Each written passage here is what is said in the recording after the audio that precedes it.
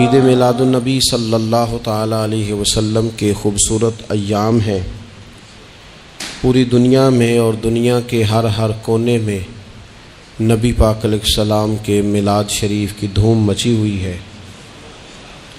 ہر جگہ حضور کے فضائل، خصائل، شمائل بیان ہو رہے ہیں۔ نبی پاک کی نعتوں سے پورا زمانہ گونج رہا ہے۔ حضور کی سیرت مبارکہ کے فیوز و برکات سے اہل اسلام اپنے دلوں کو منور فرما رہے ہیں۔ اس کے ساتھ ساتھ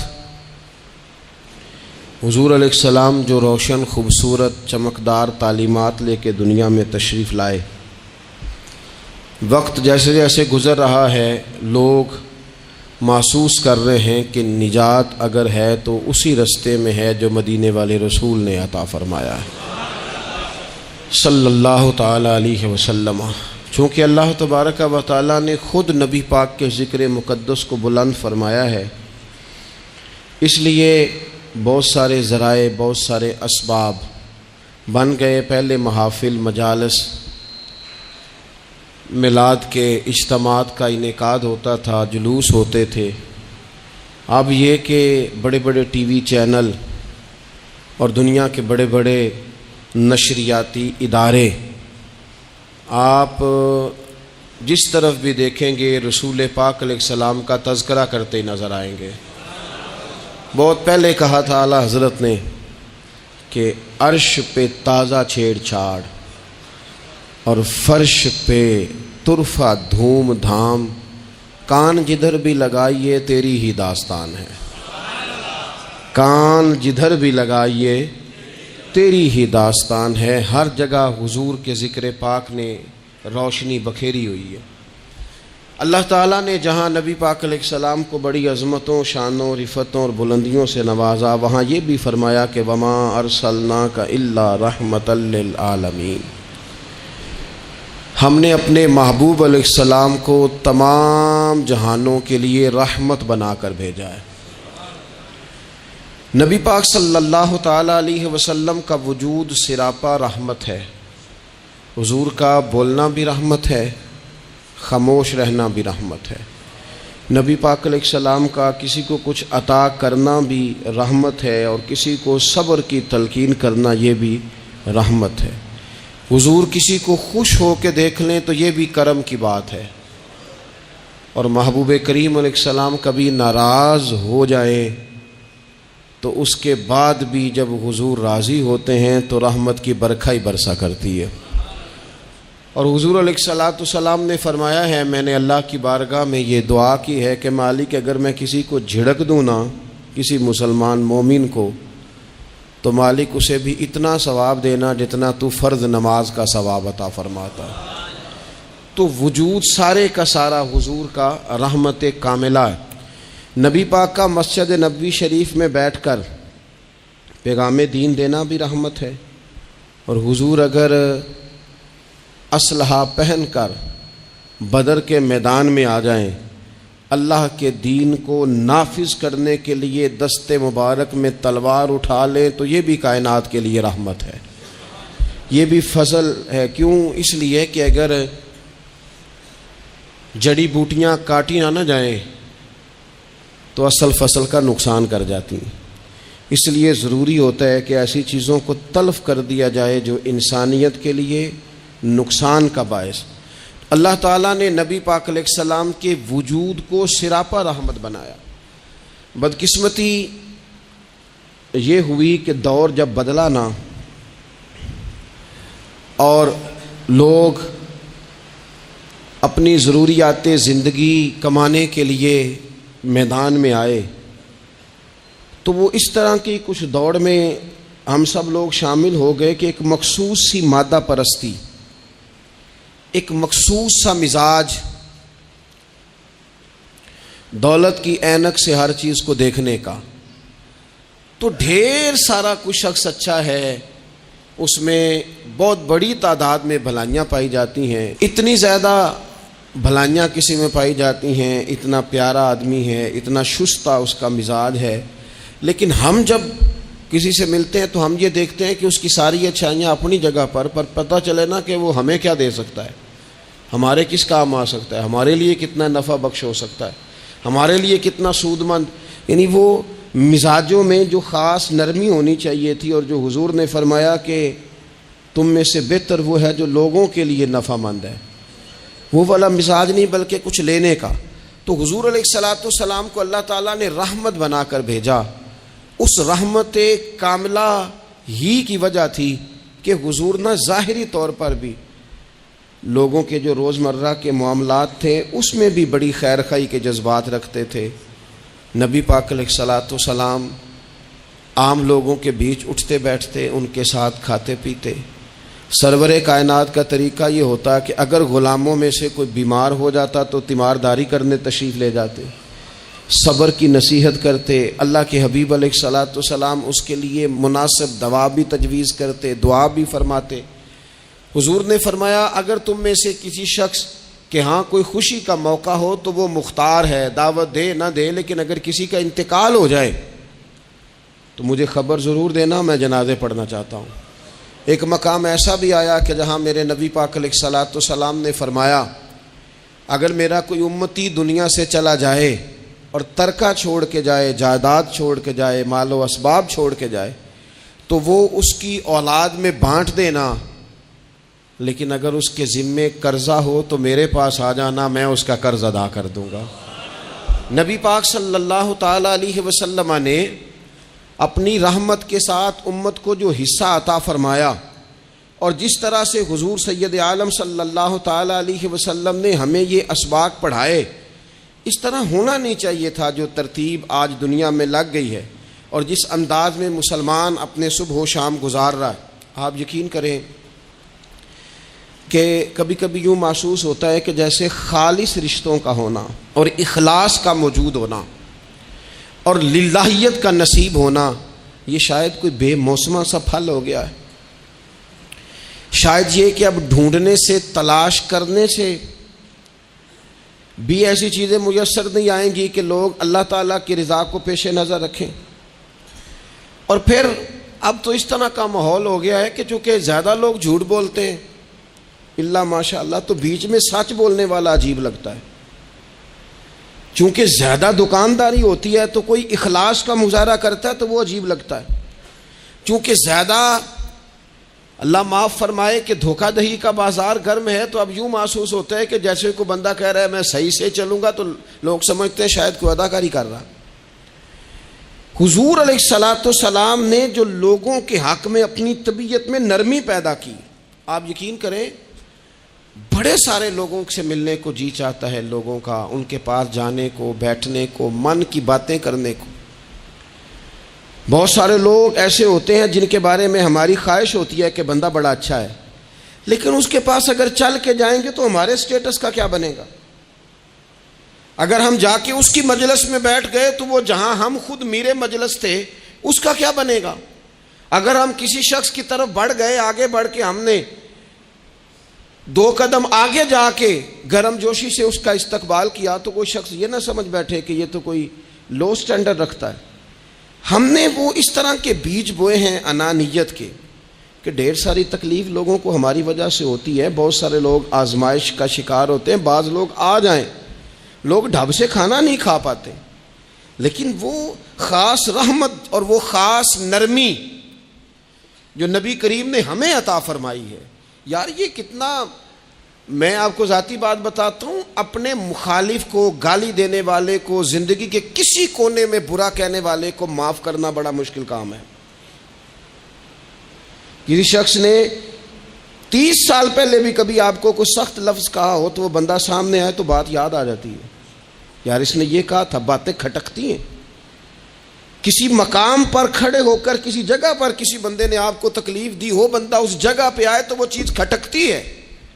لیکن یہ اعزاز صرف رحمت للعالمین محبوب کا ہے کہ حضور کے سامنے جب وہ لوگ پیش ہوئے، حضرت وحشی جیسے کہ جنہوں نے پورا وجود کاٹ دیا تھا حضرت امیر حمزہ کا اور کان ناک آنکھیں نکال دی تھی، انہوں نے آ کے عرض کی حضور ہمارے جیسے گناہگار بھی آئیں تو معافی ہو جاتی ہے. فرمایا ہو جاتی ہے تو پڑھ کلمہ ہم فوراً ہی معاف کر دیں گے.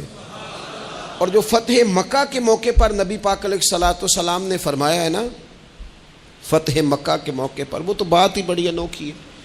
انہوں نے کہا تھا آپ ہم سے کیا سلوک کرنے والے ہیں؟ تو فرمایا سلوک کیا کرنا ہے؟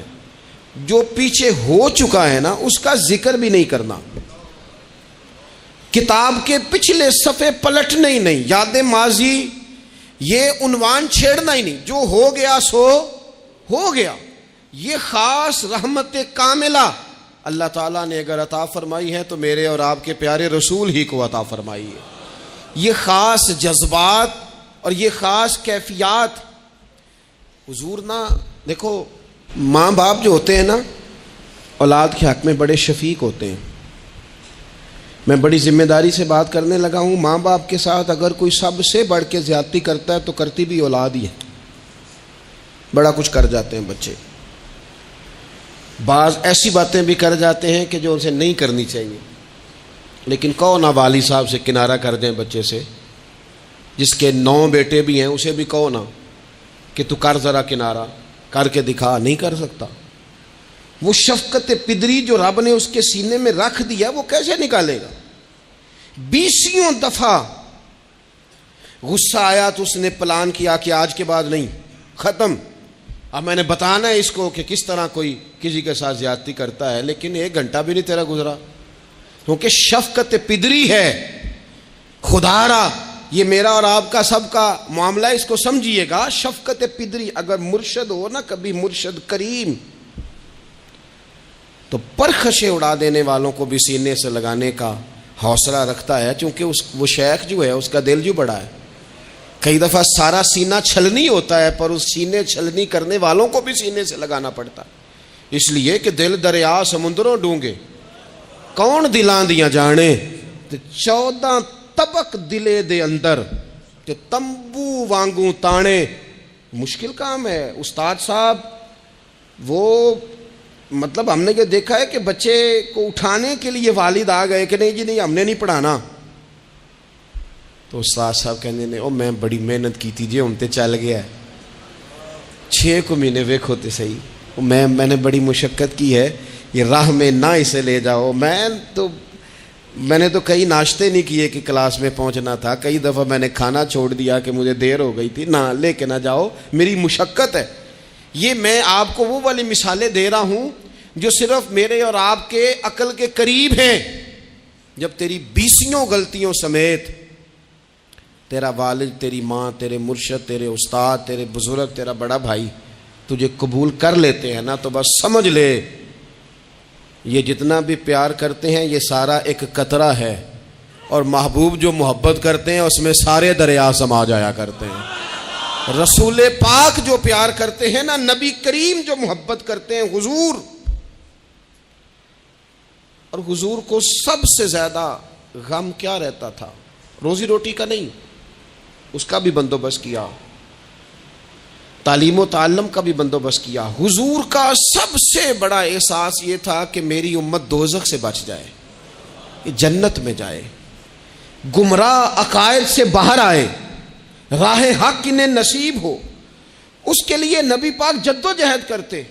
حضور کو روڑے مارنے والے، پتھر مارنے والے، کانٹے بچھانے والے، گردن پہ اوجڑیاں رکھنے والے رات کو سکون سے سو جاتے، اور نبی پاک انہی لوگوں کے لیے رات کو ہاتھ اٹھا کے ہدایت کی دعائیں کرتے رہتے. وہ روڑے مار کے سو گئے جا کے، اور جس نے روڑے مارے وہ نبیوں میں رحمت لقب پانے والا، مرادیں غریبوں کی بر لانے والا.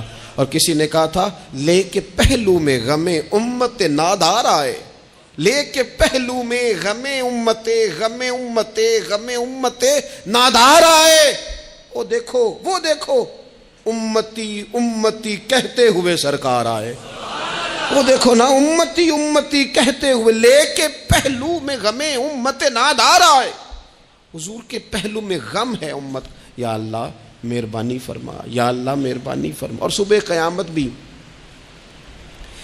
ہم سب لوگ نا لائق لوگوں سے اپنا تعلق بناتے ہیں. میں نے دیکھا ہے کہ ساری زندگی کا رشتہ ہے. وہ کسی نے کہا تھا کہ کوئی بندہ مجھے ایسا چاہیے کہ میں اس سے جھوٹ بھی بولوں تو وہ مجھ سے سچ بولے. کچھ لوگ ایسے چاہیے ہوتے ہیں نا زندگی میں کہ وہ توأن و کرہن ساتھ ہی رہے، لیکن یہ ہوتا نہیں، مشکل کام ہے. لوگ کہتے ہیں اگر لائق ہے تو میرا ہے، نالائق ہے تو پھر میرا. بنتے نہیں. یقین کریں آپ سے زندگی میں کوئی خطا ہو گئی کو آپ کا بننے کو تیار نہیں ہوتا، کہتا میرا نہیں تعلق بھائی، میں اس کے لین دین کا بالکل ذمہ دار نہیں، میرا اس کا کوئی رشتہ نہیں، تو جان یہ جان، کاٹ دیا. اور اگر گناہ ہو گیا، غلطی ہو گئی، انسان سے ہو جاتی ہے. اپنی ساری غلطیوں سمیت اپنے آپ سے پیار ہے اور دوسرے سے ایک ہو جائے تو. لیکن کچھ لوگ ایسے ہوتے ہیں، حضور غوث پاک کے مدرسے کے اساتذہ نے کہا تھا حضور سبق بانٹنے ہیں، پیریڈ لگانے ہیں، آپ کو کون سی کتاب دے دیں، فقہ، اصول، تفسیر، حدیث کیا پڑھائیں گے؟ تو آپ فرمانے لگے نہیں، تم مجھے سبق نہ کوئی دو، تم اس طرح کی تقسیم کرو کہ لائق بچے سارے تم رکھ لو، نالائق سارے مجھے دے دو. حضور علیہ الصلوۃ والسلام نے فرمایا قیامت کے دن جو بڑے بڑے گناہ گار ہوں گے نا، بڑے بڑے، وہ میری چادر کے نیچے چھپے ہوئے ہوں گے. چور حاکم سے چھپا کرتے ہیں یا اس کے سوا؟ تیرے دامن میں چھپے چور انوکھا تیرا. اور حضور ہمارے وکیل نہیں، حضور ہمارے شفیع ہیں. حضور ہماری وکالت نہیں کریں گے، حضور ہماری شفاعت کریں گے. وکیل وہ ہوتا ہے جو کٹہرے میں کھڑا ہو کے جج صاحب سے کہتا ہے اس نے کوئی جرم نہیں کیا، بلا وجہ الزام لگایا گیا ہے، اس نے کوئی خطا نہیں کی، یہ ذاتی اناد پال رہے ہیں، یہ بندہ ہی بڑا اچھا ہے، یہ تو تھا ہی نہیں موقع پہ، اس نے تو کیا ہی کچھ نہیں، وکالت کرتا ہے اسے معاف کر دو. یہ وکیل ہوتا ہے. اور شفیع وہ ہوتا ہے جو کہتا ہے اس نے سارا کچھ ہی کیا ہے پر میں جو آ گیا ہوں، سارے جرم اس نے کیے ہیں پر میں آ گیا ہوں نا، میرا آنا دیکھا جائے اور اسے معاف کر. تو نبی کریم علیہ الصلوۃ والسلام نے خاص، اور پھر کچھ ایسی چیزیں جو بالکل سادی تھیں اس کا بھی نبی پاک صلی اللہ تعالی علیہ وسلم نے لوگوں پر بوجھ نہیں ڈالا. حضرت سیدنا ابن مسعود رضی اللہ تعالیٰ عنہ فرماتے ہیں، مسلم شریف میں موجود ہے، کہتے ہیں حضور ہمیں کبھی کبھی واعظ سنایا کرتے تھے، ہر روز تقریر نہیں سناتے تھے. یا رسول اللہ صلی اللہ علیہ وسلم ہمارا دل کرتا ہے. فرمایا میں نہیں چاہتا کہ تم تکلیف میں آ جاؤ.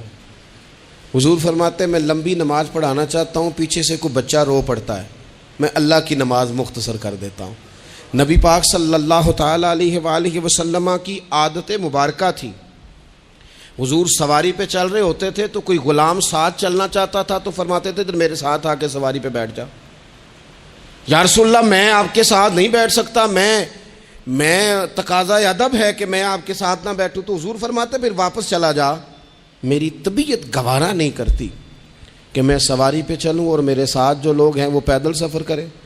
احساسات، جذبات، محبوب کریم کو اللہ تبارک و تعالیٰ نے جو دل عطا کیا. آپ دیکھیں چھوٹے چھوٹے بچوں، وہ ہمارے ہاں نا جی بزرگ ناراض نہ مجھ سے ہو جائیں، ہمارے ہاں بزرگ بعضوں کا شکوہ کرتے ہیں، کہتے ہو کاکا ادھر آئے نا، تو میرے نہ سلام نہیں لئی. بھئی آپ لے لیتے سلام، یہ کچھ جھگڑے والی بات ہے؟ آپ سلام کر دیں. رسول پاک کی عادت مبارکہ تھی کہ چھوٹے چھوٹے بچے گلیوں میں ہوتے تو حضور آگے بڑھ کے خود انہیں سلام کہتے، ان کے سروں پہ دست شفقت پھیرتے، ان کی چھوٹی چھوٹی باتیں سنتے، ان کے سوالات کے جواب ارشاد فرماتے. اللہ کے پیارے رسول صلی اللہ تعالی علیہ وسلم کا تو یہ معاملہ تھا کہ عبادت کے معاملے میں بھی جب ایک شخص نے کہا کہ یا رسول اللہ میں ساری رات نماز پڑھا کروں گا، سارا دن روزہ رکھوں گا، تو حضور نے فرمایا نہ، آنکھیں تکلیف میں آ جائیں گی، وجود تھک جائے گا. ایک سرکار کی زوجہ محترمہ ام المومنین نے رسی باندھ لی تھی مسجد نبوی میں کہ میں جب تھک جاؤں گی تو ٹیک لگا لوں گی، پر میں نے پڑھنی ساری رات ہے نماز. اللہ کے محبوب نے فرمایا جتنی دیر طبیعت اجازت دے اتنی دیر پڑھو، باقی آرام کرو. اور فرمایا تمہاری آنکھ کا بھی تمہارے اوپر حق ہے، تمہارے وجود کا بھی تمہارے اوپر حق ہے. یہ ساری چیزیں نبی پاک صلی اللہ تعالی علیہ وسلم کی امت کے ساتھ رحمت پر دلالت کرتی ہیں. اسی طور پر آپ دیکھیں کہ نبی کریم علیہ السلام نے 2-3 دن تراویح پڑھی، پھر صحابہ جمع ہو گئے، زیادہ لوگ آ گئے تو سرکار اندر سے باہر ہی نہیں آئے، حجرے میں رہے. فجر کے وقت آئے تو فرمایا مجھے پتہ تھا تم سارے انتظار میں ہو، اور تم نے دیر تک میرا انتظار کیا، میں جان بوجھ کے نہیں آیا۔ کیوں نہیں آیا یا رسول اللہ صلی اللہ تعالیٰ علیہ وسلم؟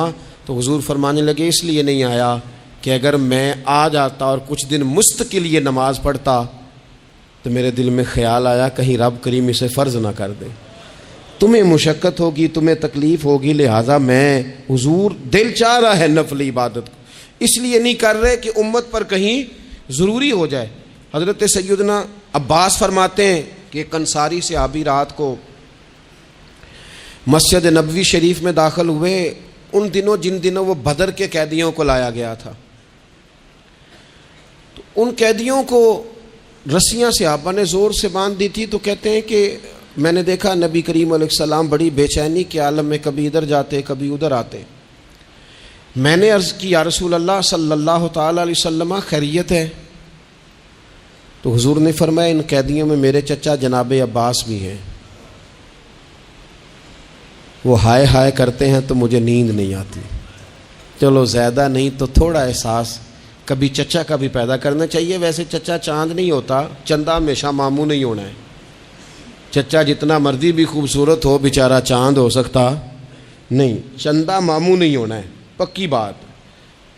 تو کبھی چچا کا بھی احساس کرنا چاہیے۔ نبی کریم علیہ السلام نے فرمایا چچا ہائے ہائے کرتے ہیں تو مجھے نیند نہیں آتی۔ وہ انصاری صحابی بھی فرماتے ہیں کہ میں دوڑا گیا اور میں نے جا کے معلومات کی کہ حضرت عباس رضی اللہ تعالیٰ عنہ کو کہاں باندھا گیا ہے۔ فرماتے ہیں میں جا کے حضرت عباس کی رسیاں ڈھیلی کر کے آیا تو وہ سکون میں آ گئے۔ تو آ کے حضور علیہ السلام کو میں نے دیکھا تو سرکار بھی زمین پر بیٹھ گئے، لیکن ابھی چہرے پر بے چینی باقی تھی۔ میں نے عرض کی حضور میں رسیاں ڈھیلی کر رہا ہوں جناب عباس کی، آپ آرام سے سو جائیں۔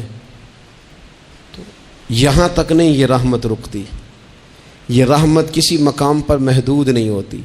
میرے کریم کا کرم ہمیشہ برستا ہے تو بغیر رنگ و نسل ہر جگہ برستا ہے۔ حضور علیہ الصلوۃ والسلام نے فرمایا صرف عباس نہیں، جا سارے قیدیوں کی رسیاں ڈھیلی کر کے آ، سب کو یہ کون لوگ ہیں؟ یہ بدر میں پھول لے کے آئے تھے، یہ گجرے لے کے آئے تھے پھولوں کے، خوشبو کا تحفہ دینے آئے تھے، یہ تو تلواریں لے کے آئے تھے۔ لیکن یہ اعزاز ہے میرے نبی پاک کا کہ اللہ نے حضور کو رحمت للعالمین بنایا ہے۔ دلوں کے اندر اتنی گنجائش رسول پاک نے پیدا کی، فرمایا سب کہ رسیاں ڈھیلی کرو تاکہ میں آرام سے سو جاؤں۔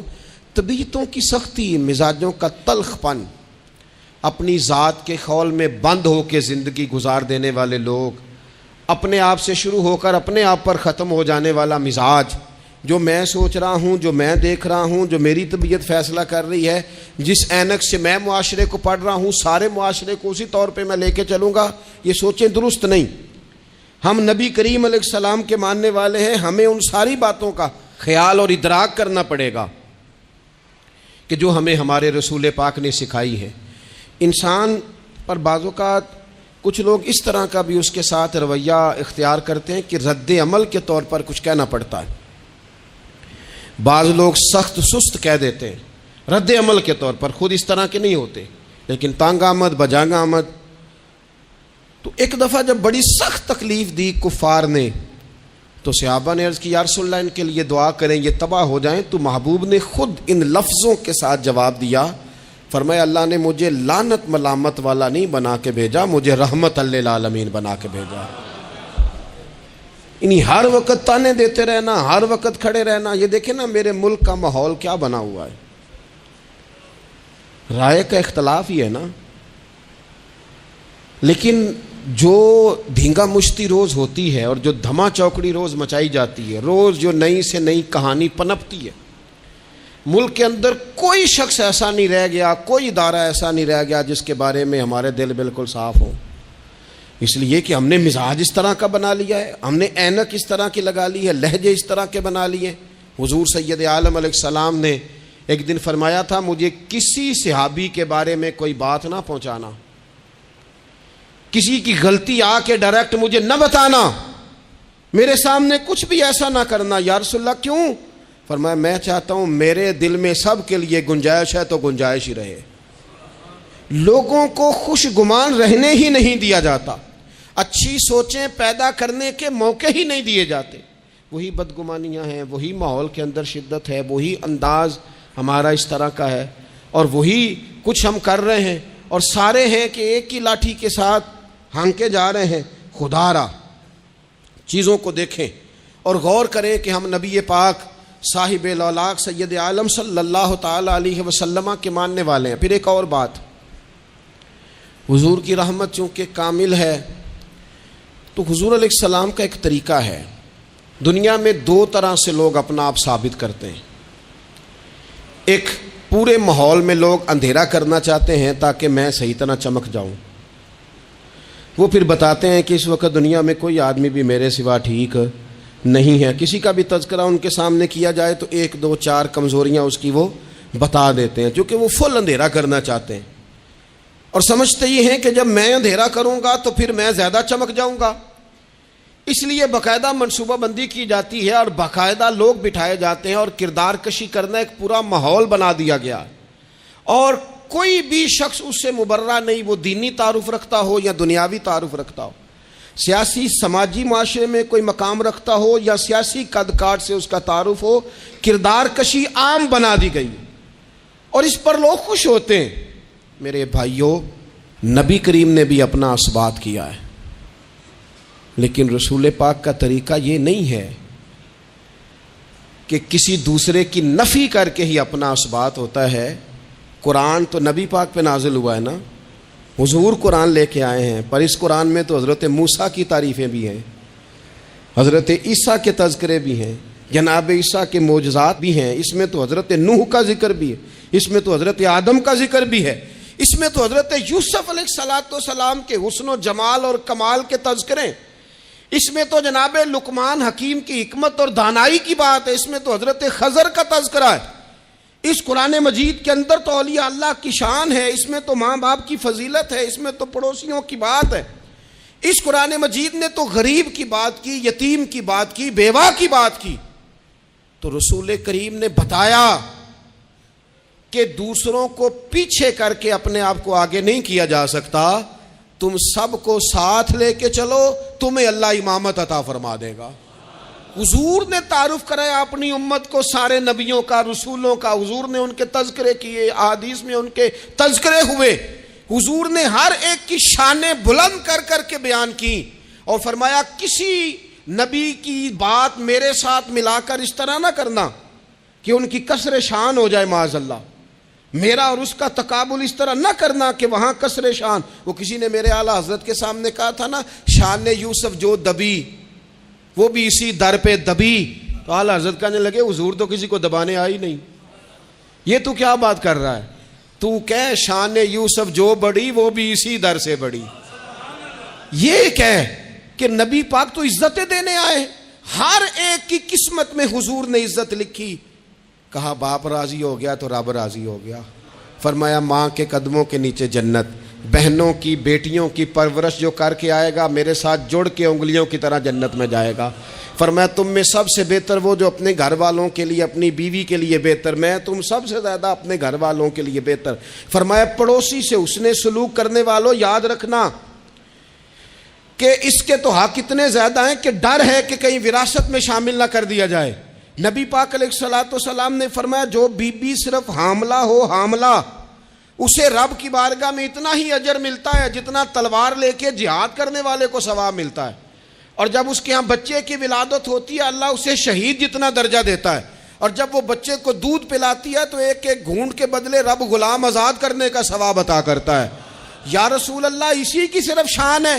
فرمایا نہیں، آدمی کے بال سفید ہو جائیں، مومن مسلمان سفید بالوں والا، اگر تم نے اس کی عزت کی تو سمجھ لینا تم نے اپنے رب کا احترام کیا ہے. یا رسول اللہ تاجر؟ تو فرمایا سچ بول کے تجارت کرنے والا تو قیامت میں نبیوں کے ساتھ ہوگا. یا رسول اللہ یہ عالم، یہ طلباء، یہ دور دراز سے آنے والے لوگ؟ تو محبوب نے فرمایا یہ تو کوئی ڈگری نہیں لیتے، پہلے دن ہی گھر سے نکلتے ہیں تو فرشتے پیروں کے نیچے پر بچھا دیتے ہیں. یا رسول اللہ وہ مزدور دیکھا، مزدور سڑکوں پہ بیٹھا، رول گئے لوگ اپنے مطالبات کے لیے احتجاج کرتے.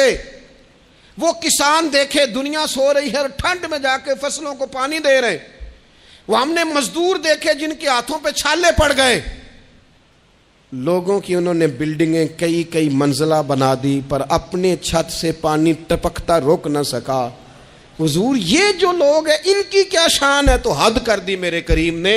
فرمایا محنت کر کے روزی کمانے والا تو اللہ کا دوست ہے. اس کو تو اللہ نے قرب دے دیا دوستی. تو نے ہر شخص کی قسمت میں یہ عزت لکھی اور آخری خطبے کی صورت میں بھی وصیت لکھی. حضور نے ہر شخص کو احترام دیا، ہر ایک کو اکرام دیا. لوگوں کو پیچھے دھکیل کے قد اونچا نہیں ہوتا، بلکہ شمع سے جتنی مرضی شمعیں جل جائیں اس کی اپنی روشنی میں کبھی کمی نہیں آیا کرتی، بلکہ حد ہو گئی. ایک دن نبی پاک علیہ السلام نے حضرت جبریل امین سے پوچھ لیا. فرمایا جبریل سب کو میری رحمت سے حصہ ملا ہے، آپ کو بھی کوئی ملا ہے؟ ملا تو بتاؤ نا. تو حضرت جبریل عرض کرنے لگے حضور بالکل ملا ہے. کہا کس طرح؟ عرض کی یا رسول اللہ جب سے ابلیس کا انجام دیکھا تھا نا ڈر آتا تھا خدا جانے خاتمہ کس طرح کا ہو. لیکن جب آپ آئے، قرآن آیا اور قرآن میں حضرت جبریل کا ذکر آیا تو فرماتے ہیں میں سمجھ گیا اب اللہ نے کرم کر دیا ہے، اب طے کر دیا ہے کہ جبریل امین علیہ السلام کے جو اعزازات ہیں وہ ہمیشہ اعزاز ہی رہیں گے. نبی پاک کی رحمت سے ہر شخص کو حصہ ملا، حتیٰ کہ کفار کو، مشرکین کو، منافقین کو. رسول پاک علیہ السلام ہر ایک کے لیے رحمت بن کے تشریف لا، یہاں تک کہ جانور بھی حضور کے پاس آتے تھے تو اپنے دکھ سنا جاتے تھے. حضور تو ان کو بھی تھپکیاں دیتے، تسلیاں دیتے. حضرت انس بن مالک کہتے ہیں لوگوں مجھے وہ دن بھولتا ہی نہیں جس دن نبی پاک مکے سے ہجرت کر کے مدینے آئے تھے. لوگ گلیوں میں، چھتوں پہ حضور کی اونٹنی کے گرد یا رسول اللہ یا محمدہ کی صدائیں ہم نے اپنے کانوں سے سنی.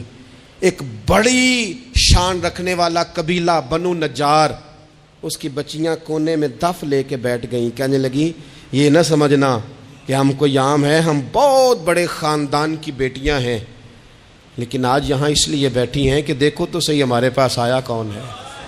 وہ ننھی بچیاں جو بیٹھ کر وہاں دف بجاتی تھیں وہ رسول پاک کی جانب اشارے کر کے گاتی تھیں اور کہتی تھی ہم ہیں بچیاں نجار کے عالی گھرانے کی، ہمیں خوشی ہے آمنہ کے لال کے تشریف لانے کی. خوشی ہے آمنہ کے لال کے، بس رہے گا یوں ہی ان کا چرچا رہے گا یوں ہی ان کا، پڑے خاک ہو جائیں جل جانے والے. محمد بخشا کون کرے رکھوالی، ہائے ماں مرے تے ماں پہ مک دے، پیو مرے گھر ویلا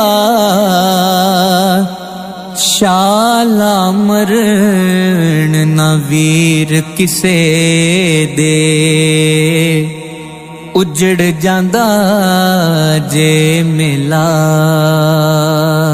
سیاں نال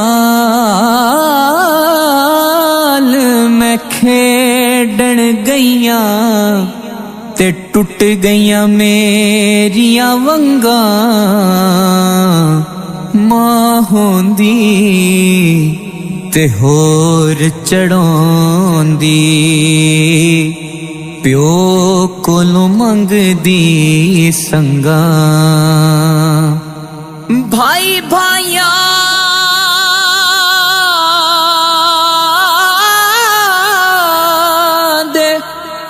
دردی ہوندے، بھائی بھائیاں دیاں باواں،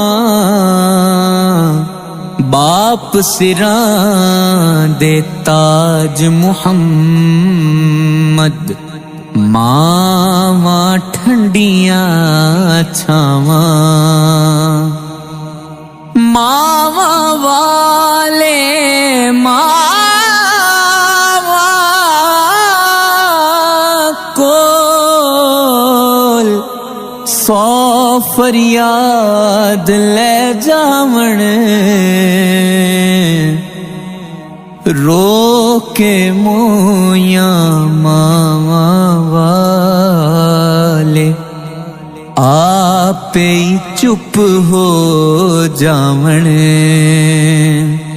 رات پوے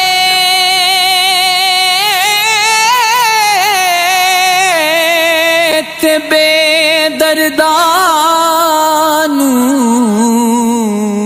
انسان کی زندگی میں کچھ چیزیں ایسی ہوتی ہیں جن کے بغیر زندگی گزر نہیں سکتی. اتنی دیر تک جتنی دیر تک وہ چیز اس کے پاس موجود ہوتی ہے اسے نہ اس بات کا ادراک ہوتا ہے نہ احساس ہوتا ہے.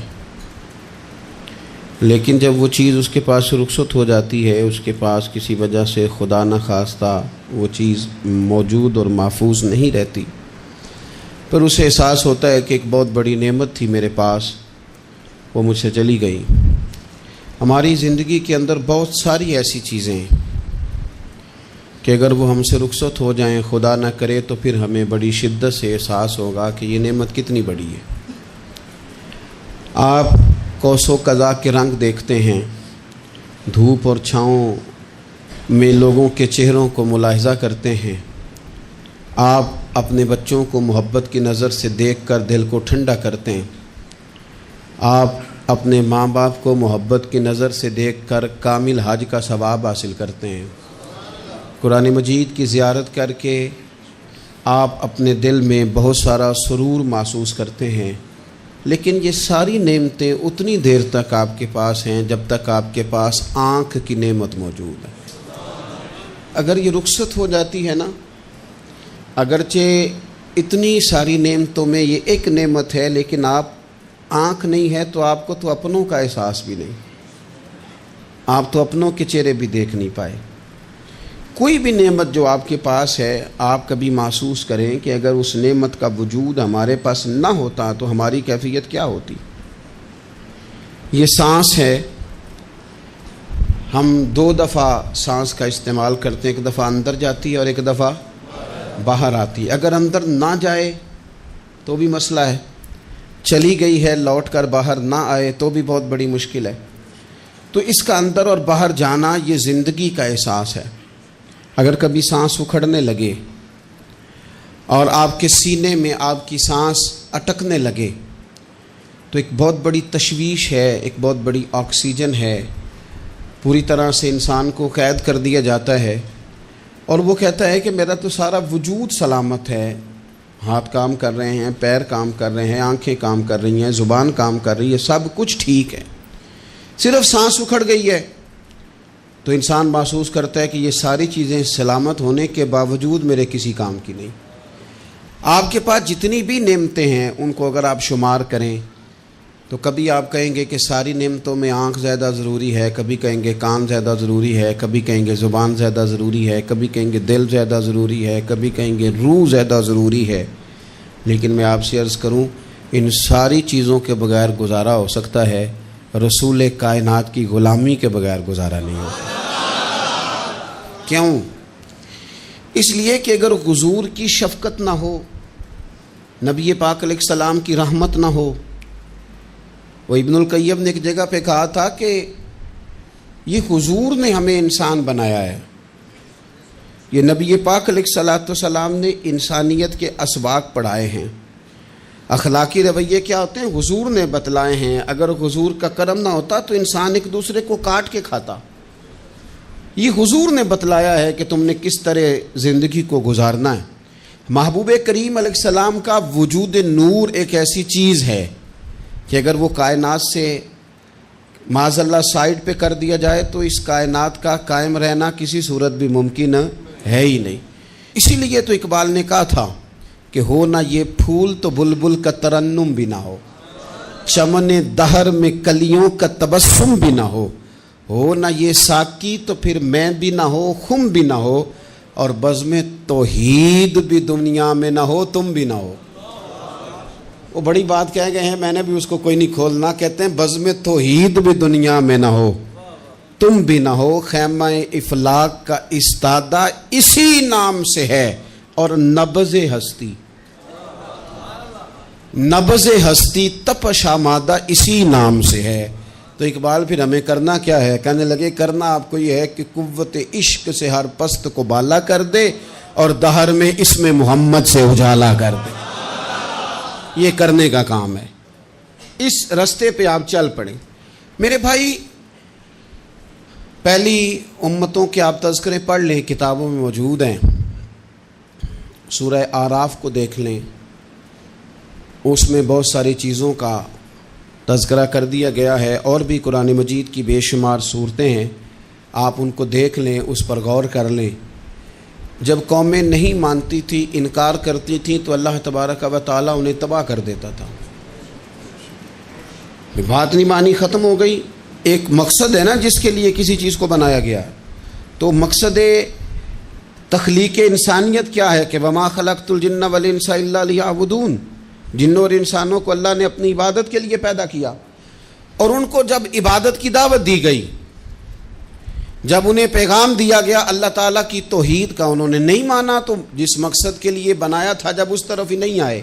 یہ پنکھا لگایا جاتا نا ہوا کے لیے, تو اگر پنکھا ہوا نہ دے تو اس کا کوئی چھت پہ کام ہے؟ اس کو اتار کے تو آپ سکریب والے کے پاس بھیج دیں گے, بھی ختم ہو گئی بات.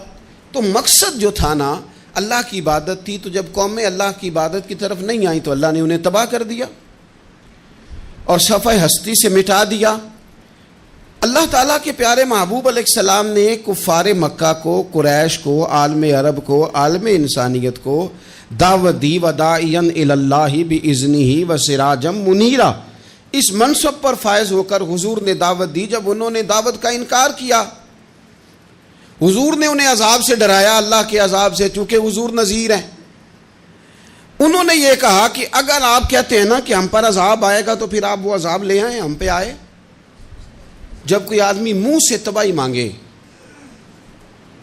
جب کوئی شخص اپنے منہ سے یہ کہے کہ کر لیں جو ہوتا ہے معاذ اللہ, تو اگر تو سامنے والا کمزور ہو تو شاید وہ کچھ نہ کر سکے.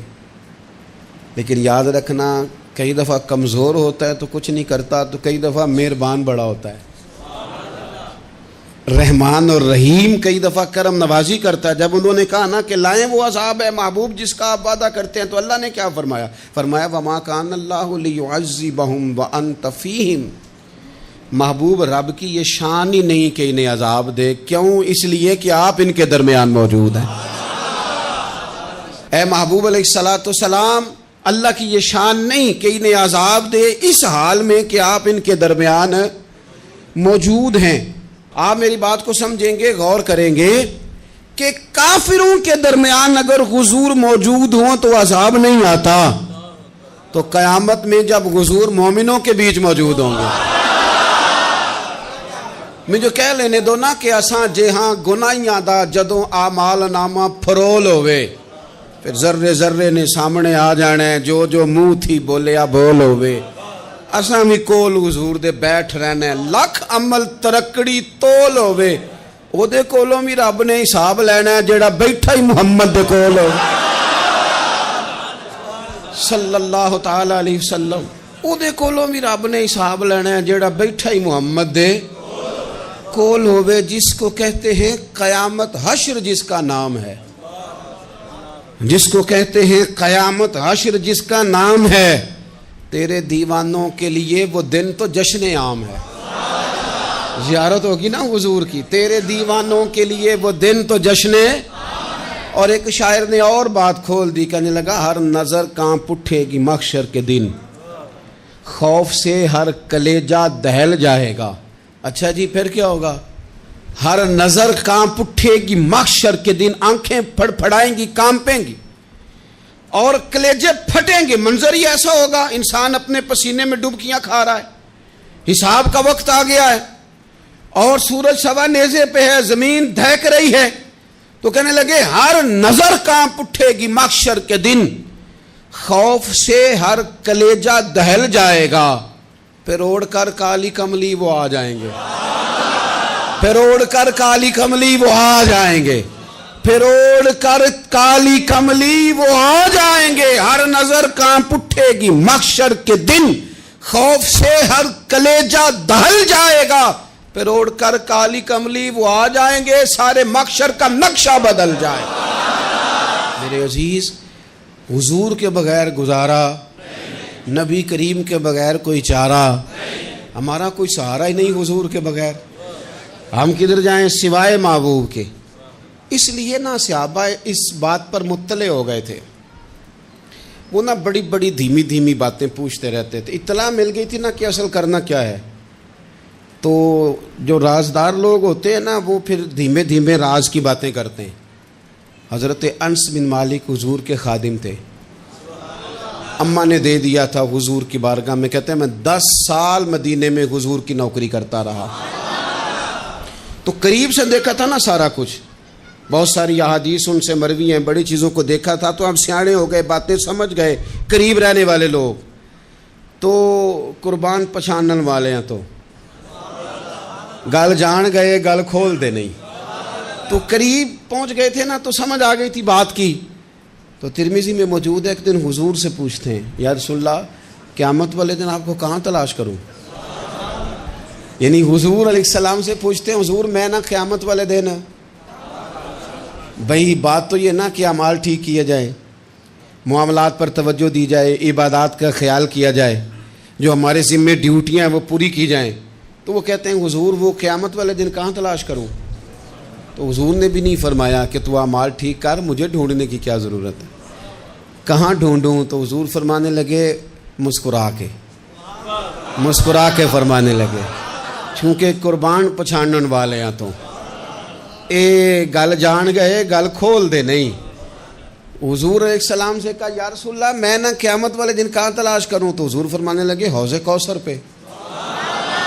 یا رسول اللہ وہاں کیا ہوگا؟ تو فرمایا امت پیاسی آئے گی تو میں جام بھر بھر کے پلاؤں گا، میں جام بھر بھر کے پلاؤں گا۔ ایسا کہ تیری خیر تیرے میں کدے کی خیر، ایسی پلا کہ جس کا نشہ عمر بھر رہے۔ اور ایک نے کہا تھا کہ طیبہ سے منگائی جاتی ہے، سینوں میں رچائی جاتی ہے، توحید کی میں پیالوں سے نہیں نظروں سے پلائی جاتی ہے۔ حضور صلی اللہ علیہ وسلم نے فرمایا حوض کوثر پہ بھی جام پلائیں گے۔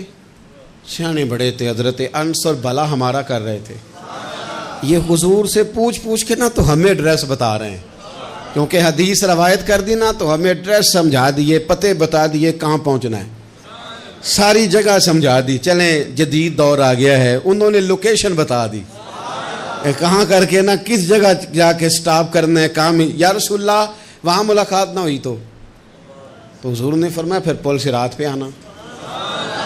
یا رسول اللہ وہاں کیا ہوگا؟ فرمایا امت گزر رہی ہوگی اور میں دعائیں مانگ رہا ہوں گا، رب سلم امتی رب سلم امتی، یا اللہ میری امت کو سلامتی سے گزار دے، تو وہاں آ جانا، میں دعائیں وہاں مل جاؤں گا، قربان جائیں۔ فاضل بریلوی بول پڑے، کہنے لگے خدا کی رضا چاہتے ہیں دو عالم، خدا چاہتا ہے رضائے محمد، اجابت کا جوڑا عنایت کا سہرا، دلہن بن کے نکلی دعائے محمد، اجابت نے جھک کر گلے سے لگایا بڑی ناز سے جب دعائے محمد، رضا اب پل سے وجد کرتے گزریے کہ ہے رب سلم دعائے محمد صلی اللہ علیہ وسلم۔ تو عرض کی یا رسول اللہ وہاں ملاقات نہ ہوئی تو؟ میں نے کہا وہ ہمیں لوکیشن سمجھا رہے تھے، انہیں تو پتا تھا پہلے ہی، ایک قربان پچھانن والے ہیں، تو ایک گل جان گئے گل کھول دے نہیں، تو وہاں نہ ملاقات ہوئی تو حضور نے فرمایا پھر میزان عمل پہ آنا۔ یا رسول اللہ وہاں کیا ہوگا؟ فرمایا امت کے عمل تول رہے ہوں گے اور میں ان کے لیے دعائیں کر رہا ہوں گا۔ میں نہیں جا سکا کبھی بچوں کے ساتھ پیپر دلوانے، استاد کو اجازت نہیں دیتے، کہتے ایک ایگزامینر اور آئے گا کوئی، جس نے پڑھایا ہو اسے اجازت نہیں کہ تو جا۔ ابا جی کو اجازت نہیں ہوتی کہ وہ ایگزامینیشن ہال میں جائے، وہاں تو کوئی اور لوگ آتے ہیں۔ یہ بھی عجیب سبق ہے نا کائنات کا کہ سارے تعلیم و تربیت کے اسباق بھی حضور پڑھائیں، رنگ بھی سارا حضور ہی بتائیں، اور قبر کے سوالات بھی سارے ہمیں حضور بتا دیں، اور جب پیپر ہونے لگے تو سرانے بھی کھڑے ہو جائیں، تو پھر کہہ لینا ایک دفعہ پھر کہ وہ دے کولوں کی رب نے حساب لینا، جیڑا بیٹھا ہی محمد دے کول، وہ دے کولوں کی رب نے حساب لینا۔ میرے عزیز، ہمارا گزارا نہیں حضور کے بغیر۔ لوگ اصل میں نا ہمارا مسئلہ نہیں سمجھتے، ہمارا مسئلہ کچھ اور ہے۔ لوگ ہمیں نا بلا وجہ پریشان کرتے ہیں، کبھی جھنڈے سے، کبھی ڈنڈے سے، کبھی جھنڈی سے، کبھی کسی شے سے، کبھی کسی شے سے، کبھی کہتے ہیں وہ نعت اونچی پڑھ لی، کبھی کہتے ہیں سلام اونچا پڑھ لیا، کبھی کہتے ہیں وہ جھنڈیاں لگا دیں۔ میں نے کہا آپ کی بات بھی ٹھیک ہے، پر ہمارا مسئلہ تو سمجھو نا، ہمارا گزارا نہیں نا بھائی۔ جو کسے دا عاشق ہوئے او گالو سے دی، 100 مکر بہانے کر کے۔ میں پوچھے ہے میاں صاحب نو مزار تے جا کے کہ مکر کرنے ٹھیک نے؟ تساں آکھیا نا مکر کردا ہے تے حضور ٹھیک نے، تے مینوں لگدا ہے کہ پولا جان دے سے پے کہ سونا راضی کرنا ہوئے تے موڑ ٹھیک نے۔ حضور نے ایک دن کہا تھا، حضرت ابو سعید خدری نے کہا یا رسول اللہ، آپ قرآن پاک کی تلاوت کر رہے تھے، قرآن پاک بڑا سونا پڑھتے تھے نا، تو نبی کریم نے سن لیا، اب کیا کریں، دلیل دیں گے تو بات مضبوط ہو جائے گی۔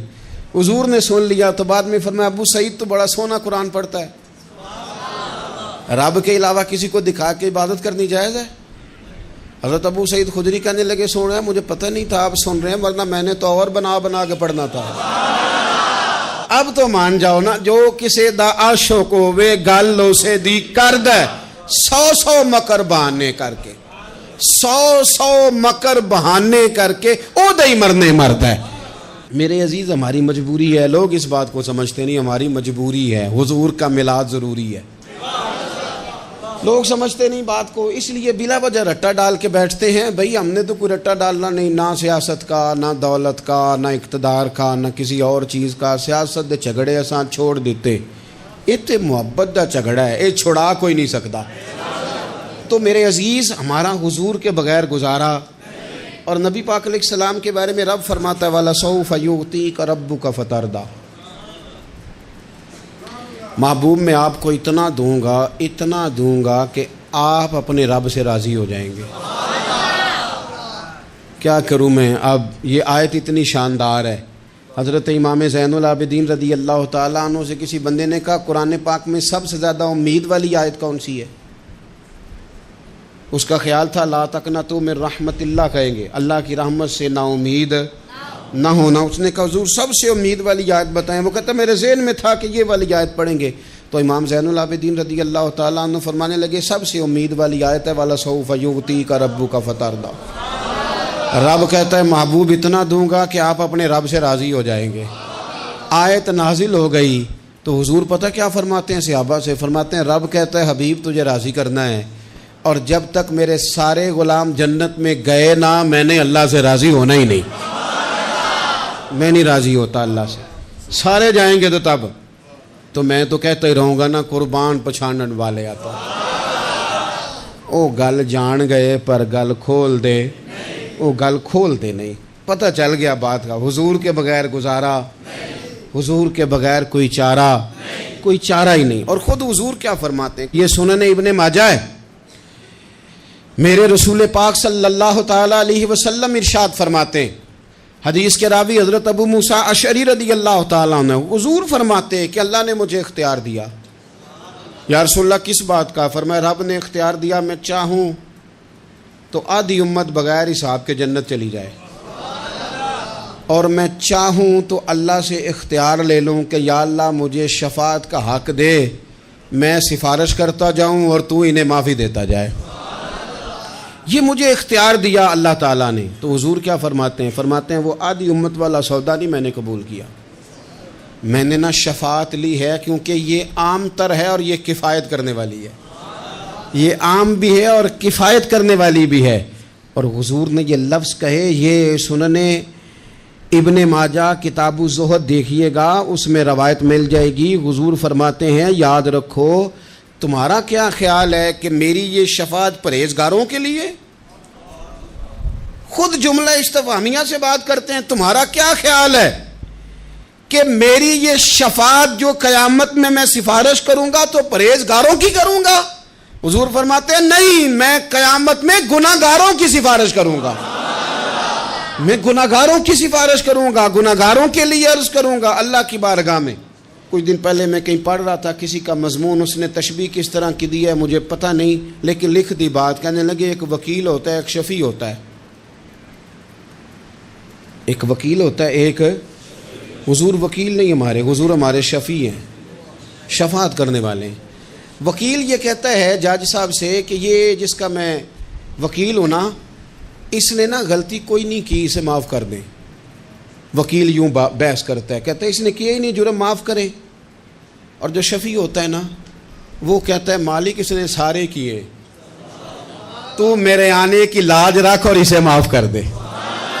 یہ وکیل اور شفیع کا یہ فرق ہوتا ہے کہ شفیع کہتا ہے سونیا سارے کیے ہیں، بڑے بڑے پاپ کیے ہیں، پر میں جو آ گیا ہوں تو مہربانی کرنا معافی دے دے۔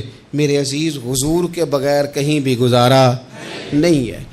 ہم نے نا جب یہ بات سمجھ لی، اور پتہ ہے نبی کریم صلی اللہ علیہ وسلم نے آگے بڑھ کے خود بھی کئی مقامات پر اس بات کو کھول کر مختلف انداز میں بیان کیا۔ حضرت عبداللہ ابن عباس رضی اللہ تعالیٰ عنہ کی روایت آپ دیکھ لیں، یہ آپ کو مستدرک میں ملے گی۔ حضور صلی اللہ علیہ وسلم فرماتے ہیں قیامت کے دن اللہ تعالیٰ انبیاء کے لیے نور کے ممبر بچھائے گا، ہر نبی ممبر پہ بیٹھ جائے گا، ہر پیغمبر علیہ السلام اپنے ممبر پہ جلوہ فروز ہو جائیں گے، ہر پیغمبر۔ لیکن حضور فرماتے ہیں میرا ممبر خالی ہوگا۔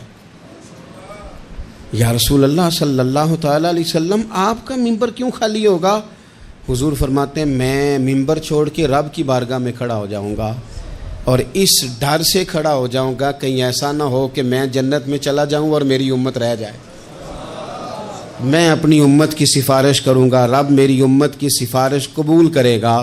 فرماتے ہیں میں اتنی سفارش کروں گا، اتنی سفارش کروں گا کہ جہنم کا دروغہ مجھ سے کہے گا کہ محبوب کمال ہو گئی، آپ نے تو اپنا کوئی غلام دوزخ میں رہنے نہیں دیا، سارے آپ نے نکال دیے۔ کسی شاعر نے بڑی خوب بات کی تھی، اس نے کہا تھا کہ یاد رکھو قیامت کا جو دن ہے نا، یہ قیامت کا دن دراصل ہمارا وقت ہوگا خاص، جب ہم نبی پاک صلی اللہ علیہ وسلم کی بارگاہ میں جائیں گے تو ہمیں سمجھ آ جائے گی کہ دنیا میں ہم نے کئی دوستیاں لگائی تھیں پر جھوٹی لگا بیٹھے، ایک دوستی سچی ہے جو مدینے والے کی ہے۔ وہ کہتے ہیں محمد بوٹیا جھوٹا ہی جاگ سارا، اے سچیاں مدینے والے دیاں یاریاں، سچیاں مدینے والے دیاں۔ تو نبی پاک صلی اللہ علیہ وسلم کے بغیر نہ دنیا میں گزارا ہے، نہ قبر میں گزارا ہے، نہ آخرت میں گزارا ہے۔ اب ایک سبق ہے، وہ سبق بھی آپ نے ضرور یاد کرنا ہے۔ جس شخصیت کے بغیر ہمارا گزارا نہیں، نہ قبر میں، نہ حشر میں، نہ پل صراط پہ، نہ میزان عمل میں، نہ حوض کوثر پہ، تو ہمارا ان کے بغیر دنیا داری میں گزارا کیسے ہو جاتا ہے؟ ہمارا تجارت بھی حضور سے سیکھیں، گھرداری بھی حضور سے سیکھیں، شادی بیاہ کے طریقے بھی حضور سے سیکھیں۔ جب گزارا نہیں حضور کے بغیر تو پھر زندگی کے سارے سلیقے حضور سے سیکھیں، پھر ادھر ادھر جانے کی ضرورت ہے۔ حضور کی سیرت کو پڑھیں، سوانے کو پڑھیں، حیات مبارکہ کا مطالعہ کریں۔ یہ جو ہم میلاد کا جلوس لے کے نکلتے ہیں نا، جب ہم نے نا بہت ساری چیزوں کو سطحی سا سمجھ لیتے ہیں معاذ اللہ بعض اوقات۔ یہ جب ہم میدان میں نکلتے ہیں نا، میلاد کے جلوس میں حضور کے نام کا نعرہ لگاتے ہیں، تو ہم نہ للکارتے ہیں اس نظام کو جو نظام حضور سے پہلے تھا۔ امیر غریب کی تقسیم تھی، ذات برادری کی تقسیم تھی، چھوٹے بڑے کی تقسیم تھی، گورے کالے کی تقسیم تھی۔ ہم جب میدان میں نکل کے نعرہ لگاتے ہیں تو ہم اس نظام کو للکارتے ہیں، ہم کہتے ہیں وہ نظام نہیں چلے گا، اب حضور کا میلاد ہو گیا ہے۔ اب نظام وہ ہے کہ جس پلیٹ میں ابو بکر صدیق کھانا کھائیں گے اسی میں بلال حبشی بھی کھائیں گے۔ اب نظام وہ ہے کہ اگر غریب آدمی جرم کرے گا تو سزا ملے گی، تو اگر گورنر کا بیٹا جرم کرے گا تو سزا اسے بھی ملے گی۔ اب حضور کا نظام آ گیا، ہم اس نظام کی طرف بڑھتے ہیں، اپنے آپ کو حضور کے قدموں کی طرف مائل کریں۔